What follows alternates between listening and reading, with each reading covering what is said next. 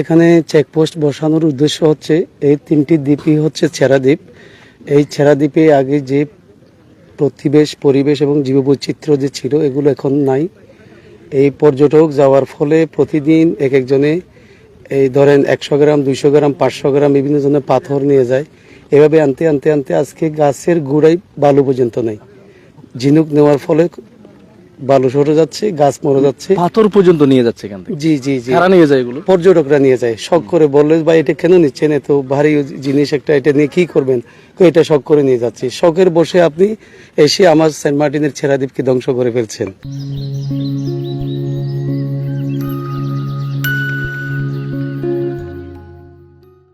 এই জন্য এটাকে আমরা, যেহেতু এটা পরিবেশ মন্ত্রণালয়ের সম্পত্তি, সেহেতু পরিবেশ মন্ত্রণালয় থেকে এখানে একটা নির্দেশনা দেওয়া হয়েছে, ছেড়া দ্বীপ সম্পূর্ণভাবে নিষিদ্ধ থাকবে, ওখানে কেউ ঢুকবে না।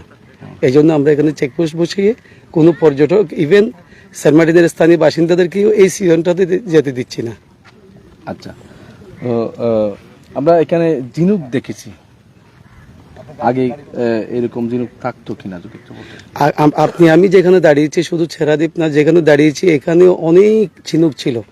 এখানে হাঁটা যেত না, এখন এখানে দৌড়া যায়। যেখানে হাঁটা যেত না, ঝিনুকের কাটা ঢুকবে ভয়ে, এখন এখানে ঝিনুক নেই। ঝিনুক নেই বললে চলে। এখানে আমার হিসাবে 95% ঝিনুক নাই, 5% আছে হয়তো। এই জন্য এখানে নিষিদ্ধ করা হয়েছে, ছেড়া দ্বীপ যেন কেউ যেতে না পারে। ছেড়া দ্বীপটা যেন আগের রূপটা অন্তত একটু ফিরে পাই। কতটুকু ফিরেছে বলে মনে করে? হ্যাঁ, অনেক ফিরেছে। আমি যতটুকু দেখেছি, এখানে যে গাছপালা লাগানো হয়েছে ওই গাছগুলো খুব সুন্দরভাবে বেড়ে উঠছে।